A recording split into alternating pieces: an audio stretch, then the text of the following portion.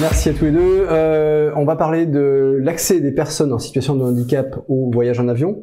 Alors l'idée nous est venue quand nous avons entendu parler d'un aménagement amélioré à bord, amélioré à la fois pour les personnes en situation de handicap et d'une certaine manière pour les compagnies aériennes qui ont toujours peur que une personne en fauteuil ne prenne plus de place qu'un passager valide. Et donc des compagnies aériennes qui craignent pour le revenu. Mais avant de parler de ce projet, nous allons décrire la situation actuelle. Voyager en avion quand on est en fauteuil présente quelques difficultés. On va parler des 3 principales phases. L'arrivée à l'aéroport, la phase qui va de l'enregistrement jusqu'à l'installation à bord de l'avion, et puis le vol proprement dit.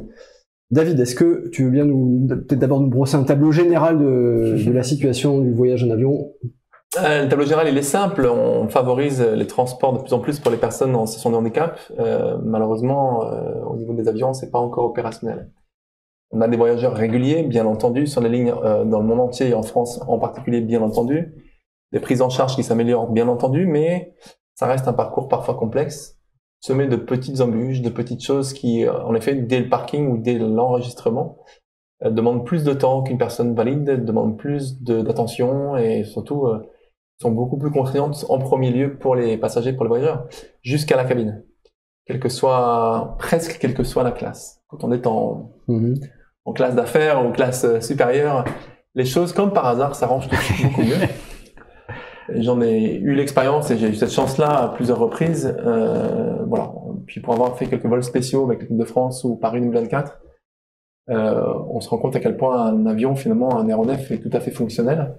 On a toute la place qu'il faut, qu'on peut s'organiser comme on le veut, mais que les priorités commerciales ne sont pas forcément les priorités d'usage des clients.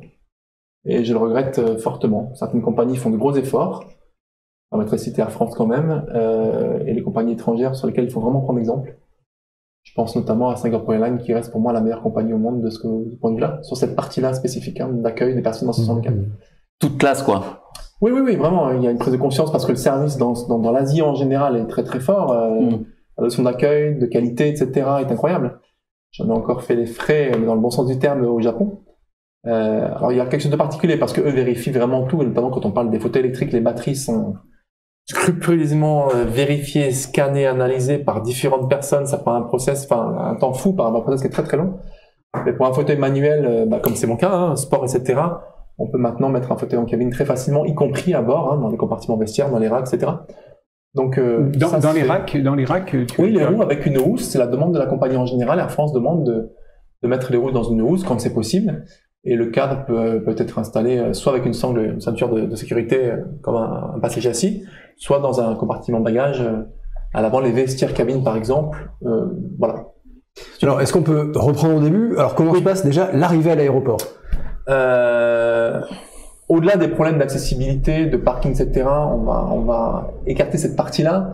Lorsqu'on entre sur un terminal, un hall d'accueil, pour se repérer, la signalétique n'est pas toujours optimum. On a une chance extraordinaire, pas très loin d'ici. L'aéroport de Lyon-Saint-Exupéry a fait de gros travaux, de belles choses, et a été considéré d'ailleurs et considéré comme l'un des aéroports les plus friendly d'Europe depuis de nombreuses années. Ils ont reçu un prix pour ça, pour l'accueil en général. Ça veut dire qu'on est dans une situation plutôt confortable de déplacement entre le terminal 1 et le terminal 2 en particulier, le nouveau terminal 1B, un peu plus complexe, mais bon, d'autonomie, de signalétique pour guider les personnes quel que soit leur handicap.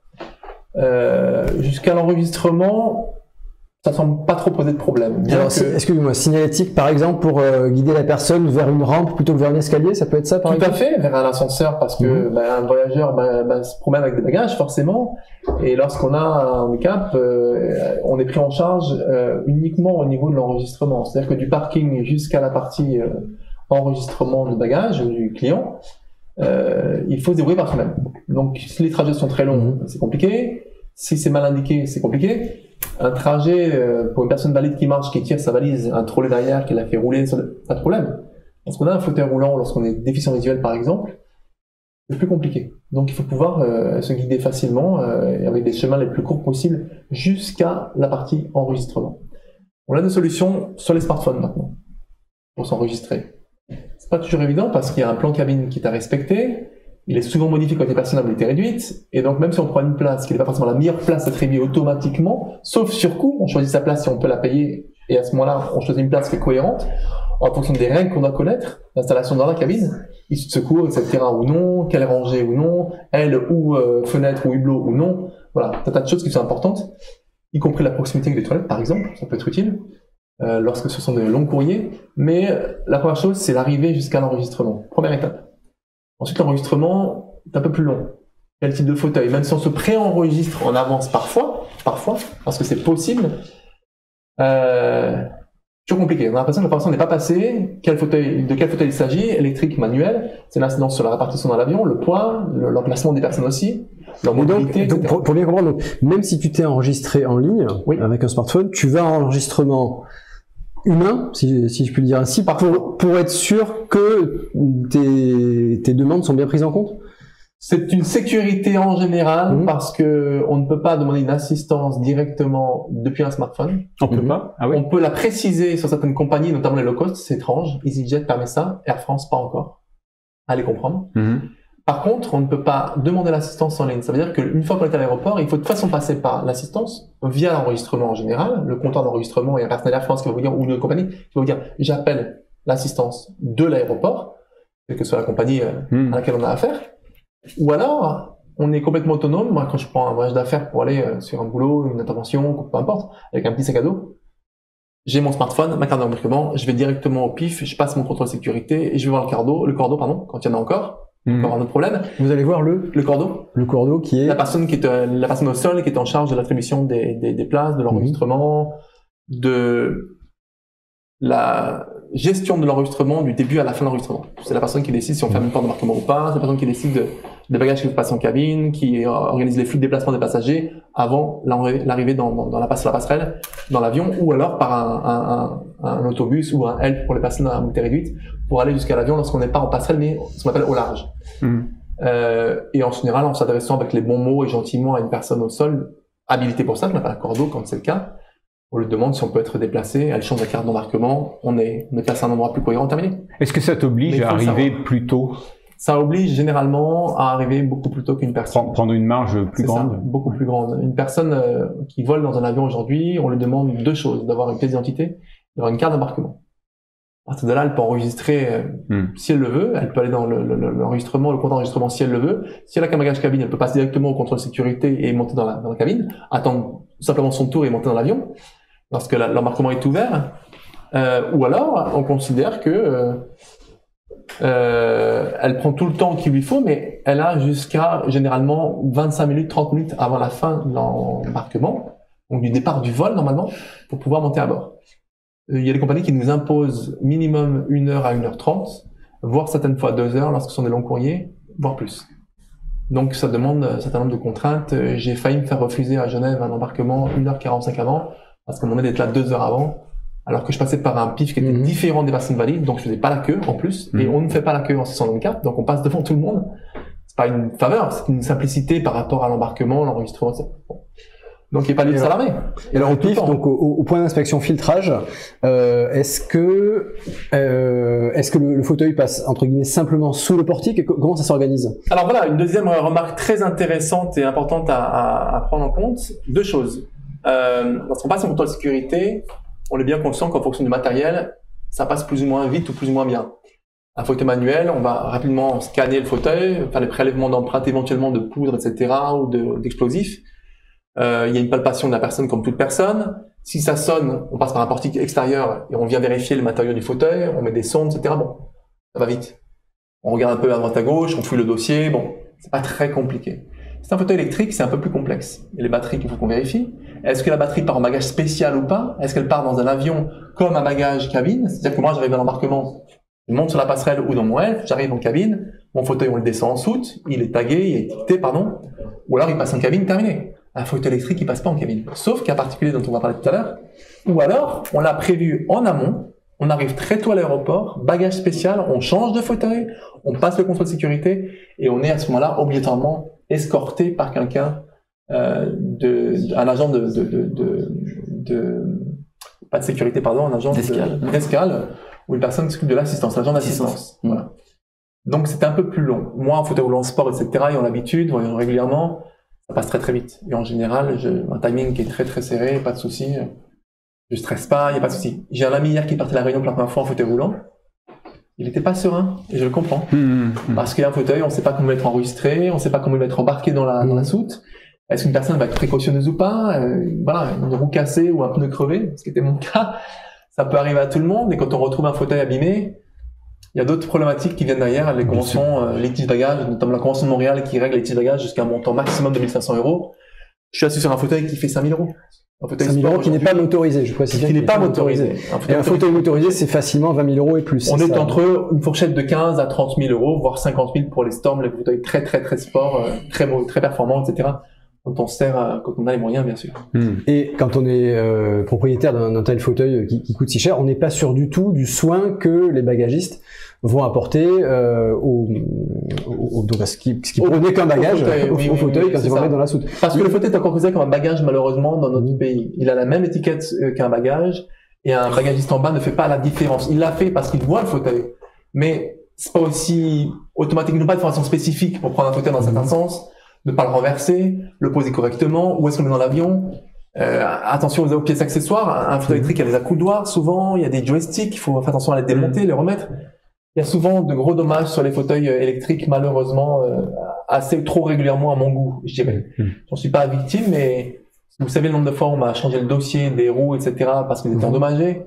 Les compagnies ont encore du souci à se faire sur le plan économique aussi. Donc faire attention à ces choses-là et prendre soin d'un matériel et d'avoir peut-être plus de relations avec les personnes qui sont usagers des avions, des appareils, clients comme moi ou d'autres. Ce serait peut-être une bonne chose finalement de se dire on va fluidifier les transports, on va arranger un petit peu cette prise en charge, voilà, pour que ça se passe mieux.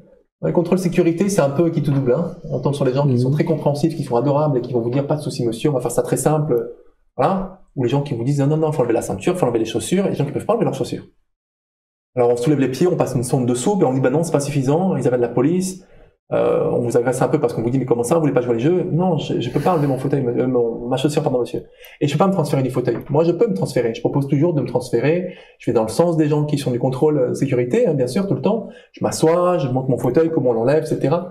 J'explique les choses et ça se passe très très bien. Les gens qui n'ont pas l'habitude sont un peu stressés et puis ils ont peur pour leur matériel et puis simplement parce que oui, des fois, pour une personne qui n'est pas forcément mobile, autonome, enlever une paire de chaussures, les remettre, c'est pas facile.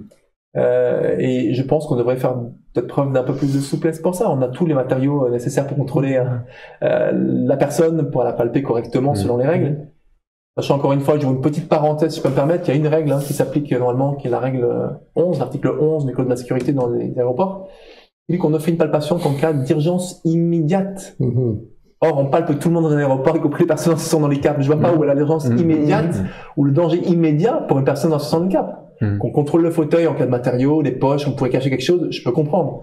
La personne en elle-même, on doit le faire, comme tout le monde, pas de discrimination, mais on doit le faire avec plus de précaution, avec plus d'attention, avec plus de vigilance et plus de courtoisie aussi, je pense.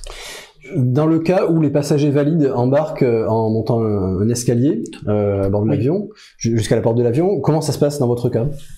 Lorsqu'on est au large, effectivement, on prend un bus et puis après on prend une rampe, un escalier qui vient se mettre au contact de l'avion, de la cabine, avant-arrière, peu importe. Dans notre cas, on a ce qu'on appelle, quand on a la chance, d'avoir un HELP. C'est un camion, comme on le voit d'ailleurs à l'aéroport de Mirabel à Montréal, un camion qui est un système hydraulique qui monte à hauteur de la cabine et qui permet de pouvoir embarquer une personne au sol, sur le tarmac, et de le monter jusqu'au niveau de la passerelle de la cabine. Et puis il entre dans l'avion. Il n'y en a pas partout, ça. Il n'y en a pas partout. Quand même, les aéroports sont maintenant assez bien équipés, mais parfois ils sont équipés et pas formés. À Lyon, on a eu un appareil pendant 2 ans. Les équipes n'étaient pas encore formées. Et pour bien les connaître, ils font un travail vraiment remarquable. Tous ceux qui sont très consciencieux, soit les garçons, les anciens, je pense à Florent ou d'autres, voilà, ou les jeunes filles qui sont maintenant pour l'été, etc. Elles sont très très précautionneuses et on a vraiment du personnel de qualité en général à Lyon-Saint-Exupéry. Il y a encore quelques conflits, hein. Je veux dire, Bordeaux est le seul aéroport pour lequel on peut pas être autonome, on passe un peu les contrôles de sécurité avec une personne absolument, obligatoirement. Donc il faut être très en amont, il faut aller trouver la personne, il faut revenir, on dépend d'elle, etc. On n'est plus autonome. Ça peut présenter un certain... t'entendre, David, ça a l'air vraiment galère, hein, quand on a un handicap, de prendre l'avion aujourd'hui encore. Pas toujours, mais il faut anticiper les choses. Ouais. Ce n'est pas aussi simple que pour une personne valide, ça c'est évident, c'est sûr. Il y a encore beaucoup à améliorer. Oui, dans la prise en compte du handicap, dans la prise en compte des choses qui sont urgentes ou pas urgentes. Faire preuve de compréhension, faire preuve de parcimonie par rapport au texte de loi qu'on doit appliquer bien sûr en aéronautique aussi, mais voilà, sur le fond, il n'y a pas des choses qui sont extraordinaires, il faut juste bien former les gens. Quand on voit des messages, quand on entend des messages dans les cabines, au moment du décollage ou un peu avant, on dit les personnels en charge de votre sécurité sont mis dans un signe rouge et votre sécurité et accessibilité. C'est très commercial tout ça. Dans la réalité, les gens qui ont de l'expérience en cabine savent ce qu'il faut faire. Les gens peuvent être badgés ou agrémentés d'un logo rouge distinctif, etc. pour dire je suis en charge de votre sécurité. Je pense aux chefs cabine, etc. sont pas toujours assez expérimentés pour comprendre comment ça fonctionne. Et puis, moi, je prends un exemple particulier qui est mon cas. Hein. Je suis sportif de haut niveau, donc je suis assez autonome, je me déplace facilement. Une cabine d'avion, ça m'inquiète pas. Je monte dans les avions, dans un planeur, dans les petits appareils civils. Donc voilà, je suis pas inquiet par rapport à ça. Et ça aide aussi d'avoir une formation un petit peu aussi dans l'aéronautique au quotidien ou d'avoir quelques expériences connexes, on va dire, pour être plus à l'aise dans un avion. Les gens sont parfois alarmés, je peux le comprendre, notamment par rapport à notre matériel. Un fauteuil, ça coûte très cher. Et tant qu'on n'aura pas réglé ces problèmes de soute et de bagages, on n'arrivera pas, quoi. T'as mentionné les low cost tout à l'heure. Oui. Bon, je vais pas les citer, mais elles sont de plus en plus strictes avec les bagages. Hein. Faut payer. Oui. Maintenant, on n'a même plus le droit de prendre une valise standard en cabine sans payer. Cabine, tout à fait. Il faut l'enregistrer en avance. Et on vous demande de payer pour un fauteuil roulant? Non, heureusement, c'est une très bonne remarque. C'est bien d'en parler. Ça peut paraître évident, mais on va en parler. On en parle parce que c'est pas évident du tout, en fait. On ne paye pas un fauteuil roulant ni un bagage spécial. On paye des suppléments bagages en particulier. Alors, je parle d'une table kiné. Nous, en équipe de France, on a beaucoup de matériel, par exemple, des malles, etc. Heureusement qu'un client aujourd'hui ne paye pas son fauteuil électrique, ne paye pas son fauteuil manuel non plus. Mais on peut s'attendre à un bagage. Non. Et contrairement à ce qu'on a comme préreçu ou enfin comme idée de départ, on va dire, concernant les low cost, même à Bordeaux récemment, j'ai dû revenir à l'enregistrement pour un problème de produit. Bon bref. Des choses qui étaient pourtant vides, mais une bouteille qui avait une contenance supposée être pleine, alors qu'elle était vide. On m'a offert mon bagage cabine. J'avais un sac de sport qui aurait dû passer en soute parce que j'avais un produit dedans, enfin, un contenant mais vide. Et la personne m'a dit mais ça n'a pas de sens, il est vide votre produit. Et puis voilà. Et 2012 par exemple, il y a 10 ans, et je prends ce chiffre-là exprès, hein, je fais un vol Paris-New York, même Londres-New York, Paris-Londres-New York. J'avais une bouteille d'eau, j'étais presque triste de la mettre à la poubelle parce que j'avais besoin de boire, je suis sportif et j'avais vraiment, voilà, il faisait chaud. La personne au contrôle de sécurité m'a dit, mais monsieur, garde votre bouteille. Et je m'attendais, j'ai fait 1,5 litre. Pas de problème. Elle est fermée, elle voulait pas ouverte. Vous avez acheté ici? Je fais oui, au magasin à côté. Pas de souci. En France, une bouteille d'eau vide qui est transparente avec une étiquette, elle est encore clipsée, sertie, quoi, limite scellée, hein, si je peux dire. Limite scellée. On vous la met à la poubelle. Et puis, enfin, il y a des choses qu'il faut modifier, des réactions qu'il faut avoir. Alors, une dernière question pratique, et puis on va parler de ce projet donc d'amélioration. Pendant le vol proprement dit, est-ce que vous pouvez vous déplacer pour aller aux toilettes, par exemple? Comment ça se passe? Très bonne remarque. Merci de l'avoir posée ou de l'avoir suggéré une réponse de ma part. Il y a deux choses: long courrier, moyen courrier, court courrier. Sur un vol court en France, voilà, navette, je sais pas moi, Lyon, Toulouse, Lyon, Bordeaux, le personnel des compagnies aériennes ont encore du mal à sortir des petits fauteuils à bord pour permettre à une personne de se déplacer jusqu'aux toilettes. C'est encore délicat. Elles existent partout. C'est une réglementation imposée par l'aéronautique. Souvent derrière les compartiments des repas, le catering, en fait, juste derrière, il y a une petit fauteuil. Dans le long courrier, c'est pas un problème. Les gens viennent vous voir et vous disent, on anticipe. Si vous avez besoin de quoi que ce soit, venez me voir. On sort la cabine de bord et on vous emmène jusqu'à la place prévue dans les toilettes, etc. Parfois même jusqu'en toilettes d'une business qui sont plus grands, plus confortables pour qu'une personne à mobilité réduite ait plus de confort en termes de mobilité, d'autonomie, etc. Ça, c'est intelligent de leur part et je remercie les personnels navigants en général pour leur présence d'esprit et leur intelligence à ce sujet. Je parle d'intelligence parce que c'est pas toujours le cas. On a des gens qui sont maintenant de plus en plus conscients de ces choses-là, fair play, les choses avancent, heureusement, encore une fois, hein, je veux pas mettre tout dans le même panier, tous dans le même panier, heureusement. Mais c'est encore compliqué, parce que parfois on vous place, non pas en aile, mais en hublot, parce qu'on vous dit que si vous êtes en aile, en cas d'évacuation, vous posez problème. Vous bloquez tous les autres passagers. J'ai souvent eu en tête dans les films, on parlait d'Hollywood tout à l'heure par rapport à la piste, la 007, les femmes et les enfants d'abord. Les personnes vulnérables sont les plus délicates à transporter, sont les plus vulnérables, comme son nom l'indique. Donc c'est eux qu'on doit mettre en avant et qu'on doit secourir en premier. Dans l'aéronautique, une personne vulnérable, elle est lente. Elle est difficilement mobile dans un avion, dans une cabine. Donc on la met dans un coin, entre guillemets, en hublot ou loin derrière, pour ne pas déranger les autres passagers dans l'avion, pour qu'ils puissent évacuer l'avion. Moi, je pense qu'il faudrait un questionnaire plus poussé pour que les gens qui sont habitués ou qui ont déjà vécu une situation difficile, j'ai vécu une situation assez délicate dans un avion un jour, un Fokker pour aller à Lille. Je peux vous dire que ça sert de leçon, ça permet de pouvoir anticiper les choses aussi. Et puis, voilà, quand on est habitué, notamment en planeur, quand on prend des trous d'air entre 1 et 5 mètres secondes, c'est à peu près la moyenne qu'on a en planeur aujourd'hui. Voilà, on n'est pas alarmé par ces choses-là, on ne panique pas, moi je suis habitué, c'est quelque chose qui m'amuse, qui me... Bon. On connaît les moments très problématiques et les situations vraiment d'urgence. C'est peut-être plus intelligent de faire ça que de dire à une personne, vous allez gêner quelqu'un. Non, je peux être à même d'expliquer à quelqu'un qu'il faut pas s'alarmer, qu'il faut peut-être faire ça comme ci ou ça comme ça. D'accompagner l'équipage, le personnel navigant de cabine, pour arriver à les aider dans l'évacuation, par exemple, et pas dire systématiquement qu'une personne à mobilité réduite est un objet pénible, embarrassant, qui va bloquer les autres passagers. C'est un peu ça parfois. En long courrier, ça change. En long courrier, on est souvent en aile parce qu'on a besoin de sortir des fois pour aller aux toilettes. Alors on est en couloir, hein. Aile au sens anglais, c'est ça? Oui, couloir. C'est côté couloir. Pas l'aile, oui, pardon. parce que là, en plus, c'est des issues de couloir, pardon, c'est ça, en couloir, pour pouvoir sortir du fauteuil, être mobile, sans avoir quelqu'un à enjamber, parce que, moi, par exemple, je peux pas enjamber quelqu'un. Il faut que les gens sortent de leur place. Et lorsqu'on a un long vol, les gens dorment parfois, et pour pas le déranger, on considère qu'il est quand même plus cohérent de mettre une personne à mobilité réduite, quel qu'elle soit son handicap, sur les couloirs, voilà, plutôt que au hublot. Ou alors, on a souvent toute la rangée, où on a un peu plus de place, parce que le personnel de cabine vous dit, écoutez, on va vous donner un peu plus de place pour que vous soyez confortable, vos jambes, etc. À défaut de pouvoir être en issue de secours avec plus de place pour les jambes, on nous met dans un endroit un peu plus confortable parfois, et c'est une bonne remarque aussi. Et je remercie les personnels. Voilà. Alors, on va parler d'un projet d'aménagement pour, en particulier, les fauteuils motorisés, fauteuils électriques.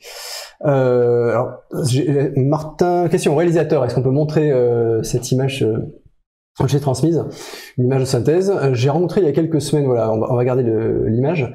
On voit au fond, près des hublots, un fauteuil motorisé qui est bien calé contre le dossier d'un siège dont on voit qu'il a été légèrement modifié, en particulier l'assise du siège s'est effacée, elle a été repliée. Une partie du dossier aussi a été, alors je sais plus si ça, je ne me souviens plus exactement dans le projet, je crois que ça coulisse vers le bas. Toujours est-il que le fauteuil, bien que motorisé, et donc un peu plus lourd et un peu plus volumineux, a bien sa place. Et donc j'ai rencontré la personne, une des personnes en tout cas à l'origine de ce projet, c'est le président d'une association britannique qui s'appelle Air for All, et qui en collaboration avec le cabinet de design Pressman Good, donc qui est l'auteur de cette image, à ce projet d'intégration du fauteuil motorisé à bord. Alors il s'agit, du côté de la personne en situation de handicap, de lui garantir que son fauteuil personnalisé, parce qu'en fait c'est ça le mot le plus important, c'est pas motorisé, c'est personnalisé, que son fauteuil personnalisé peut accéder avec elle à bord, et donc cette personne du coup a son soutien habituel. Le fauteuil est personnalisé dans le sens où les personnes parfois ont du mal à se tenir en position assise, donc il y a des supports particuliers. Ça la rassure aussi sur le fait que son fauteuil ne sera pas maltraité par des bagagistes qui, avec la meilleure volonté du monde, auraient été peut-être insuffisamment formés. Et ça rassure aussi la compagnie qui voit que cet aménagement n'empiète pas sur ses revenus, puisque le nombre de passagers reste constant. Alors il s'agit d'un siège dans un moyen courrier, une localisation dans un moyen courrier sur les sièges affaires. Donc on est sur le premier rang, ou les premiers rangs, on va dire le premier rang, mais il ne s'agit pas d'un vol au courrier, il s'agit d'un siège, une localisation dans la zone business d'un moyen courrier, qui d'habitude est aménagé en 2+2, là où en classe éco on est en 3+3, et si on est en 2+2, le fauteuil motorisé prend une place qui n'est pas plus grande que celle d'une personne valide, moyennant un petit aménagement, un siège qui est capable de se replier en partie sur lui-même. Et le fauteuil roulant, le fauteuil motorisé, est fixé au sol par une sorte de goupille, de grosse goupille, donc le fauteuil ne risque pas de bouger pendant le vol. Escamotable, parfait. Escamotable, exactement. Ouais, David, qu'est-ce que tu penses de ce projet? Merci pour l'image qu'on m'a adressée avant l'émission, j'ai pu regarder. C'est un cabinet qui a fait de très belles choses en Angleterre, un cabinet de grand renom, et qui a eu l'intelligence de se poser une bonne question. Est-ce qu'on peut aménager une cabine ou pas? Et pourquoi pas une cabine première, finalement, sans forcément mettre de surcoût, mais en escamotant ce siège, en trouvant une solution pour avoir un fauteuil électrique, dès lors qu'il passe dans les couloirs et qu'on n'a pas besoin de traverser tout l'avion. C'est très intelligent. Alors d'abord pour la sécurité de la personne. Il y a des personnes qui ont une colonne vertébrale très fragile, je pense aux myopathes par exemple, une sorte de handicap qui est une atrophie musculaire et qui nécessite, comme vous l'avez dit très justement, le fait d'avoir un fauteuil assez particulier avec une coque parfois, etc. Toute manutention, tout transfert par des personnes qui ne sont pas agréées pour ça, qui n'ont pas l'habitude, ça devient compliqué, ça peut être un risque supplémentaire et un stress supplémentaire pour le passager. On voit quelque chose ici qui est tout à fait pertinent et qu'on retrouve dans les premières classes des TGV. Pourquoi on n'y a pas pensé avant? Pourquoi ne pas faire ce genre de choses? Même 90 kg, en cabine comme ça représente rien pour un avion. C'est pas un problème de chargement, d'équilibre de l'avion. On parle de gros porteurs, on parle d'un long courrier ou d'un moyen courrier. C'est une très bonne idée. On montre que l'engagement économique aussi n'est pas modifié. Alors, à noter en termes d'engagement économique que dans un TGV, la personne en situation de handicap est dans une voiture de première classe sans surcoût. Au prix de la seconde, parce que les secondes classes ne sont pas considérées comme à 100% accessibles. Accès aux toilettes, espace pour se déplacer, de contournement, espace confort, et puis suffisamment grand pour mettre un fauteuil électrique si besoin, ou un fauteuil manuel, mais que la personne puisse se transférer, etc. Donc, oui, c'est justifié. Pas un luxe, c'est justifié d'avoir un tarif au même coût qu'un seconde classe, parce qu'on ne peut pas voyager en seconde classe. On soit sur les strapontants ou dans le couloir si on était en fauteuil roulant en seconde classe, très souvent. Dans l'avion, c'est encore plus pertinent. On peut aménager la place comme on veut. Et puis, l'important, c'est quoi? C'est le fait de bien être arrimé au sol, d'avoir un confort pour la personne qui a une pathologie particulière. Rassurant, bien sûr, sur le plan financier pour le fauteuil. Moins de problèmes de manutention, moins de problèmes de risque de fragilité ou de casse. Même si le personnel, parfois, au sol, les bagagistes sont vigilants. Ils sont pas forcément toujours favorables à ces choses-là. Et en aucun cas, suffisamment pour des fauteuils qui ont une batterie ou deux batteries. Il faut débrancher, remettre en place avec des collectifs spéciales, des fiches spéciales. Ça coûte de l'argent. C'est comme si on vous dit, on va vous prendre vos chaussures, on verra si vous les rend en bon état, quoi. Vous allez peut-être faire votre séjour en vacances à pied. Vous allez au Caire visiter les pyramides de Gizeh, par exemple, je sais pas quoi. Il fait 50 degrés, on vous dit, peut-être que vous marcherez à pied, finalement. Parce que on vous donnera pas vos chaussures. C'est un peu pareil pour un fauteuil roulant. Et notamment un fauteuil roulant électrique. Fauteuil roulant manuel, on peut se dire, on roule sur une roue, parfois un peu abîmée, crevée, ça m'est arrivé, bon voilà, encore tout à l'heure. Mais lorsqu'il s'agit d'un fauteuil électrique, on est coincé, on est cloué au sol complètement. Voilà. Merci David. Avec plaisir. J'ai du temps. Oui. J'ai deux remarques du chat. Franck Mi qui dit que très intéressant le Rex sur le handicap en avion. Donc merci. Et Helico Web qui demande quel est le niveau d'indemnisation proposé par les compagnies en cas de casse. Est-ce qu'il faut prendre une assurance spéciale? Alors, officiellement, c'est la Convention de Montréal qui règle les litiges bagages. Et encore une fois, les fauteuils roulants sont considérés comme des bagages, sauf qu'il y a de bagages spéciaux. C'est-à-dire que le bagage part dans un conteneur en amont, avant l'embarquement, au moment de l'enregistrement, comme tout matériel un petit peu spécifique, sportif, table, voilà, tout ce qui est un peu spécial. Et dans ces cas-là, c'est autre chose. Mais là, ce sont les compagnies aériennes qui prennent en charge normalement, sauf si votre assurance le permet. Mon assurance me couvre aujourd'hui pour ces choses-là. Elle demande à la compagnie un remboursement du matériel qui a été endommagé. Convention Montréal, 1500 € maximum. 1500 €. Bagage, 1500 € maximum. Quel que soit le bagage. Donc attention, mesdames et messieurs, si vous avez un bagage particulier avec des choses de valeur, peut-être qu'il faut l'envelopper, l'emballer, et le mettre dans un bagage spécial. Moyennant des fois un surcoût, mais pour éviter quelque chose qui peut être 1500 € maximum. Et un fauteuil roulant, ça coûte plus que 1500 €. Donc dès qu'il y a un dommage, voyez mon dossier par exemple, le dossier en toile, je vais juste soulever pour qu'on voit ça à la caméra un instant. Ah, peut-être non ici, voilà. Le dossier en toile qu'on voit juste là. Peut-être. C'est pas très lourd. On va le soulever. Voilà. Voilà. J'ai un petit dossier en toile ici. Cette toile-là, elle fait 550 €. C'est qu'une toile de nylon avec deux velcro qui font office de bande de dossier pour maintenir le bassin en place. Du nylon, des velcro. 550 €. Les paires de roues que j'ai là, qui sont un peu spéciales, c'est des roues Spinergie un peu sportives. Je vais encore relever le fauteuil. Voilà. Hop. Merci. Les roues qui sont juste là, ces roues-là sont un peu particulières. Elles font 1500 € pièce. C'est médical, ça coûte plus cher, etc. C'est très confortable, c'est très pratique, c'est très léger. 400 grammes par roue, mais ça coûte très cher.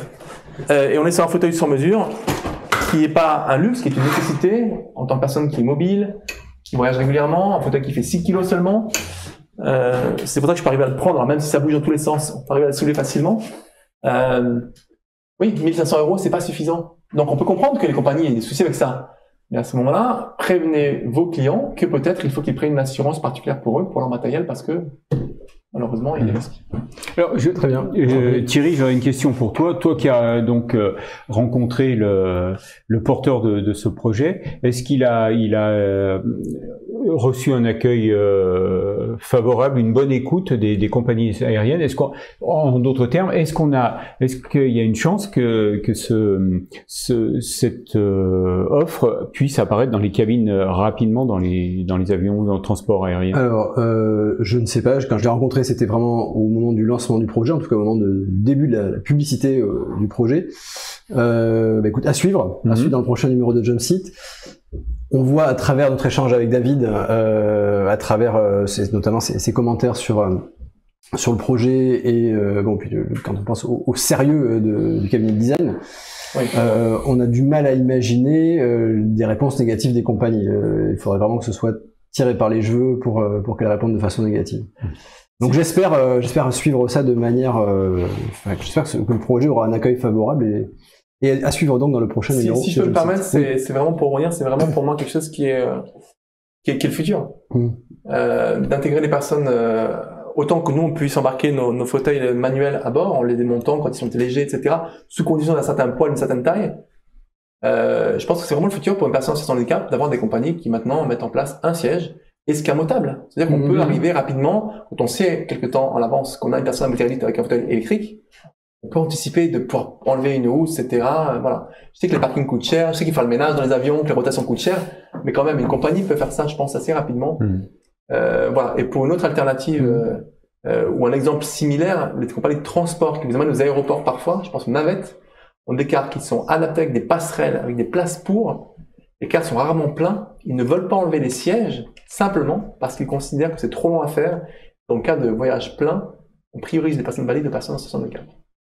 Donc, ils mettent en place à côté des navettes spéciales, quand elles sont à disposition, des navettes spéciales avec un chauffeur en plus qui fait l'aller-retour pour une seule personne en fauteuil ou avec handicap, parce qu'elle ne peut pas rentrer ou monter dans un car classique qui pourtant est équipé de passerelles élévatrices avec des places pour les fauteuils roulants électriques ou manuels.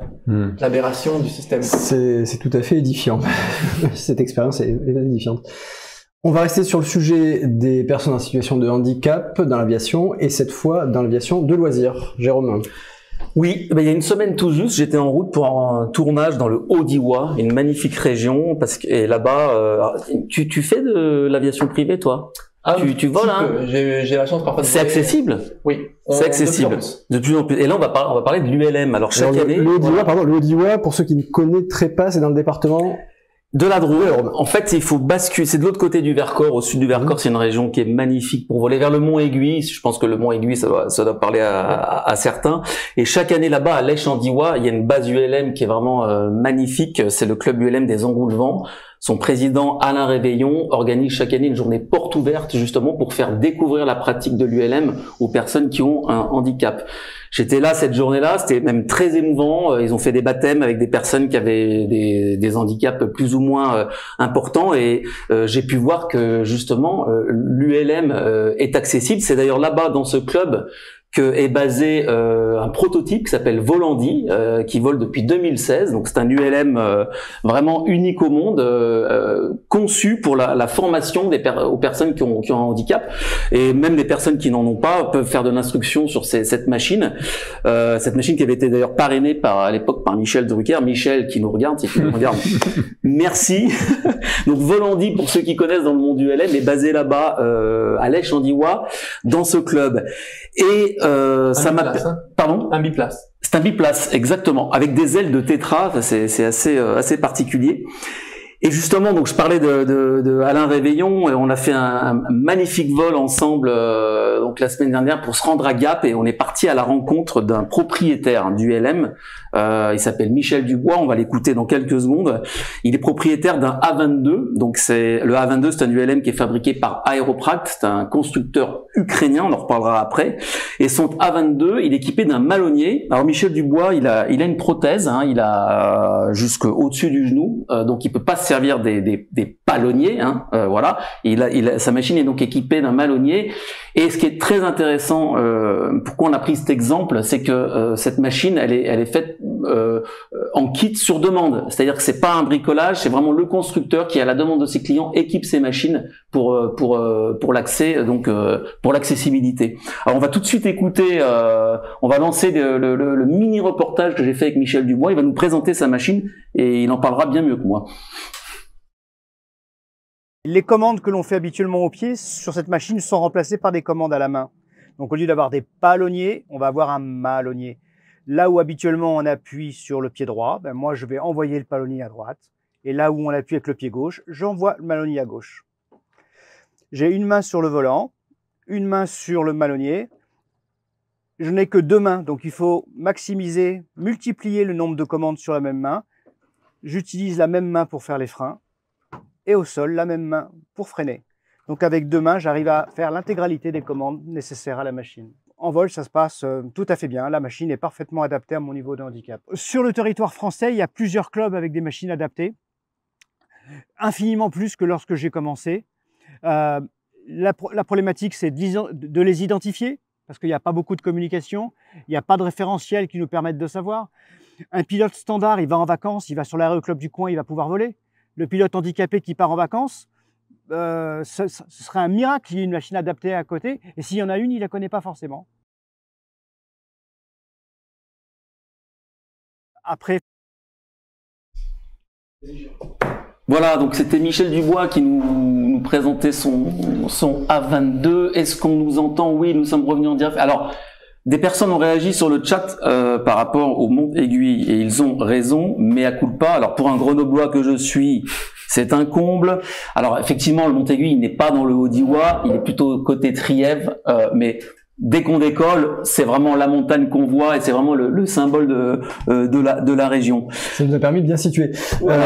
Alors à noter qu'un avion, alors c'était un Grob équipé d'un malonnier, était exposé sur le salon de Farnborough, donc qui est quand même un des deux plus grands salons du monde, qui se poursuit encore jusqu'à aujourd'hui, près de Londres, donc avec un bonne place donc sur l'exposition des avions à l'extérieur, un Grob équipé d'un malonnier, et en particulier il s'agit d'une nouvelle version, c'est-à-dire que les personnes en situation de handicap, en tout cas côté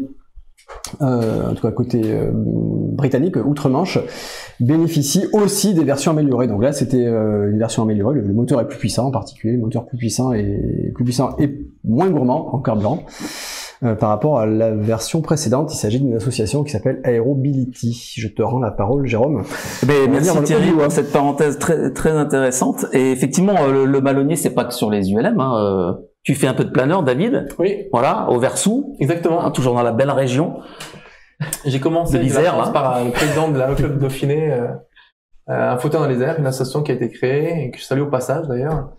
J'aimerais prendre plus de temps pour m'y remettre un peu plus encore et puis continuer. Au début de formation, c'est vrai que c'est un vol fin, c'est vraiment intéressant le planeur et puis on a surtout la chance d'avoir maintenant un appareil qui a été équipé d'un malonnier aussi, financé par notre belle région, la région d'Amont-Alpes. Je remercie encore son Inchex pour son soutien. Et donc on rappelle, pour ceux qui ne seraient pas pilotes, donc malonnier, palonnier, donc il s'agit des commandes de vol c'est ça, qui permettent d'actionner la gouverne de direction. Tout à fait, à la main. Alors, faut faire attention, dans un planeur, il y a aussi les airs au frein, et bon, il faut pas se tromper de poignée. Il n'y a pas de manette de gaz, mais il y a des crans, il n'y a pas de crans. C'est un coup de main à prendre, mais c'est très intéressant et surtout ça permet d'avoir une personne dans les airs malgré son handicap. On a d'ailleurs des gens qui sont complètement autonomes. On a un garçon au club là qui vole tout seul sans problème maintenant et j'entends bien y arriver aussi. Excellent. Et pour revenir à l'ULM, A22, est-ce qu'il y en a beaucoup? Oui. Alors les A22, il y en a une dizaine en France et encore une fois, voilà. Plus que ça, mais. Non, je veux dire équipés. Voilà. Ah oui, d'accord. Voilà, avec les malonniers. Alors après, effectivement, c'est une machine qui est très populaire dans le monde du ULM, qui a été produite à plus de 500 exemplaires. Construite donc par Aeroprac, qui est un fabricant ukrainien. C'est un ancien ingénieur de chez Antonov d'ailleurs qui fait cette machine très fiable, très reconnue. Alors je suis pas là pour faire de la pub du A22, mais c'est quand même intéressant de dire d'ailleurs que leurs établissements ont échappé jusque là à la guerre, enfin, au bombardement. Ils continuent de produire des machines, ils arrivent à continuer à en livrer en France. Et donc voilà, à la demande, pour une personne qui a un handicap, qui veut voler sur cette machine, elle peut demander l'équipement spécial du malonnier. Et même à l'arrière, il y a tout ce qu'il faut pour justement, on parlait du fauteuil tout à l'heure. Oui. Il y a un emplacement conçu pour ranger son fauteuil à l'arrière de la machine. Donc respect à tous égards pour Aeropract. Oui, et je rajoute même que il y a d'autres constructeurs français qui ont fait ça, qui font ça. Il y a l'ULM Super Guépard, construit par Aéroservice, Cocorico, qui est un des pionniers en France à avoir fait une machine équipée d'un malonnier. C'était en 2013. Et une entreprise, on revient dans la région de Gap, G1, qui travaille actuellement sur une machine adaptée similaire au A22. Donc voilà, ça bouge. C'est vraiment super. L'ULM, l'aviation de loisirs, en conclusion, est accessible. Alors, il y a peut-être encore quelques efforts à faire dans les clubs. Quid de la formation, quid de la formation, de l'apprentissage. Alors voilà, justement, on peut apprendre. Il existe plusieurs clubs à travers le territoire où on peut apprendre quand on a un handicap.